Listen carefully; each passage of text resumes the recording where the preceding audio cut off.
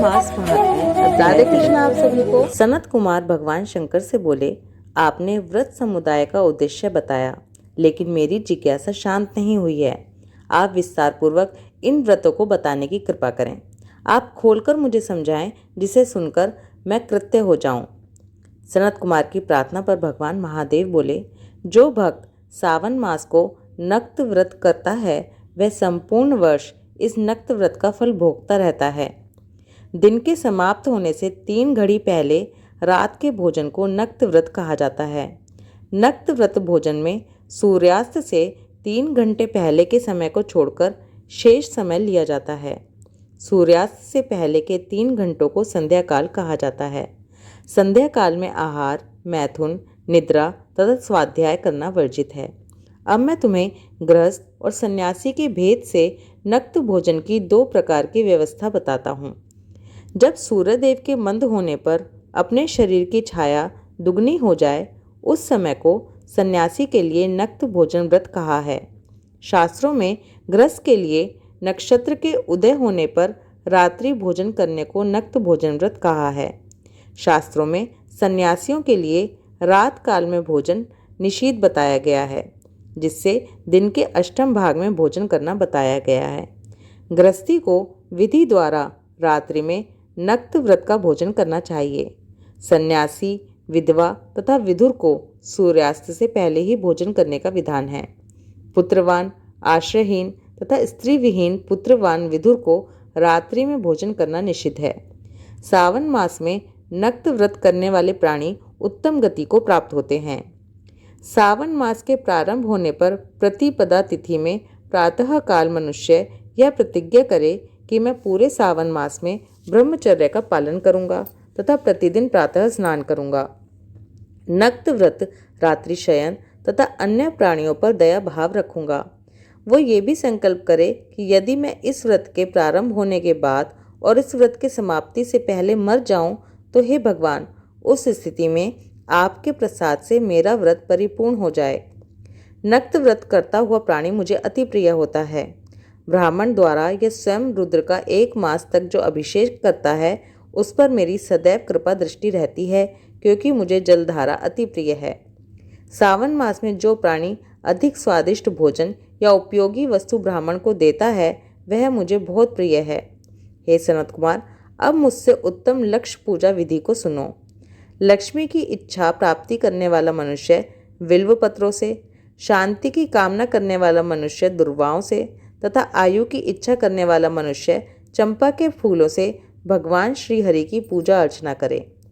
विद्या की इच्छा रखने वाला व्यक्ति मल्लिका तथा चमेली के फूलों से पूजा अर्चना करे। तुलसी दल से भगवान श्री हरि और मैं स्वयं प्रसन्न होते हैं। पुत्र की कामना रखने वाला व्यक्ति कटेरी के फूलों से पूजा करे। जिसे बुरे बुरे सपने दिखते हों, उनके नाश के लिए उत्तम धान्य से पूजा करें। देव के सामने रंगबल्ली, पद्म, स्वास्तिक और चक्र आदि बनाकर भगवान विभु की पूजा अर्चना करें। संपूर्ण कामनाओं की पूर्ति के लिए सब फूलों से मनुष्य को पूजा करनी चाहिए। लक्ष्मी पूजा करने से मैं यानी कि भगवान शिव सदा प्रसन्न रहता हूँ। अंत में उद्यापन करना चाहिए। उद्यापन के लिए मंडप बनाकर तीसरे भाग में वेदी बनानी चाहिए। पुण्याह वाचन कर आचार्य का वरण करना चाहिए। मंडप में बैठकर रात्रि जागरण कर वेद पाठ कराना चाहिए। वेदी पर उत्तम चतुर्लिंग तो भद्र बनाकर उसके मध्य भाग में चावलों से सुंदर कैलाश का निर्माण करना चाहिए। उस वेदी में यथास्थान तांबे का कलश स्थापित करना चाहिए। उसमें पंचपल्लव तथा सूक्ष्म वस्त्र रखने चाहिए। उसमें भगवान शंकर की स्वर्ण की मूर्ति को पंचामृत से स्नान कराकर स्थापित करना चाहिए। नैवेद्य युक्त धूप, दीप, गीत, वाद्य, नृत्य तथा वेद शास्त्र पुराण द्वारा रात में जागरण करना चाहिए तथा प्रातःकाल होने पर स्नान करना चाहिए। पवित्र शास्त्रोक्त विधान से वेदी बनानी चाहिए। तिल, घी, पायस, मूल मंत्र, गायत्री, शिव सहस्रनाम से हवन करना चाहिए। जिस मंत्र से पूजन किया है उसी मंत्र से हवन करना चाहिए। खांड, घी, चावल से हवन करना चाहिए। हवन समाप्ति पर पूर्ण आहुति देनी चाहिए। प्रातः वस्त्र, अलंकार, आभूषण से आचार्य को अर्चन करना चाहिए। ब्राह्मणों का पूजन कर उन्हें दक्षिणा देनी चाहिए। जिन मंत्रों से भगवान शिव की लक्ष्य पूजा की है, उन चीज़ों को दान करना होता है। स्वर्ण निर्मित भगवान शंकर की मूर्ति का अर्चन करें। यदि 1 महीने तक दीप जलाया हो तो उसको दान में देना चाहिए।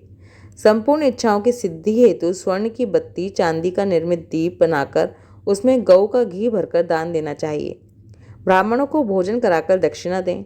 इस प्रकार से जो मेरी अर्चना करता है उस पर मैं सदा प्रसन्न रहता हूँ। जो मनुष्य श्रावण मास में अपनी प्यारी वस्तु का त्याग करता है और वह मुझे अर्पण की जाती है, तो हे मनु, उस फल को सुनो। इस लोक में तथा परलोक में वह वस्तु लाख गुना होकर मिलती है। निष्काम भाव से त्यागने पर उत्तम गति की प्राप्ति होती है। जो भक्त मेरा रुद्री पाठ करता है वह प्रति अक्षर करोड़ वर्ष तक रुद्रलोक में निवास करता है। पंचामृत के अभिषेक से मोक्ष की प्राप्ति होती है। सावन मास में धरती पर सोने वाले मनुष्य को हाथी दांत से बनी हुई या चंदन निर्मित नवरत्न से जड़ी हुई मृदु गरुड़ चिन्ह वाली रुई से भरी कपड़े की रजाई और तकियों से संपन्न शैया प्राप्त होती है। वह शैया उसे सुंदर स्त्री अन्य रत्नों से विभूषित मिलती है। श्रावण मास में जो आदमी ब्रह्मचर्य का पालन करता है उसका वीर्य अधिक पुष्ट हो जाता है। तेजस्विता, बल, शरीर, दृढ़ता और धर्म कार्य में समस्त उपकारी चीजें उसे मिल जाती हैं। जो आदमी इस महीने में मौन व्रत धारण करता है वह श्रेष्ठ वक्ता हो जाता है। मौन व्रत दिन या रात भोजन के समय रखा जा सकता है। मौन व्रत में यदि मनुष्य घंटा तथा पुस्तकें दान करता है तो उसको सब शास्त्रों की जानकारी स्वयं प्राप्त हो जाती है। वह मौन व्रत के प्रभाव से बृहस्पति के समान बुद्धि वाला बन जाता है। मौन व्रत करने वाले मनुष्य की किसी से कलह नहीं होती। श्रावण मास महात्म्य 3रा अध्याय समाप्त। ओम नमः शिवाय। राधे कृष्णा।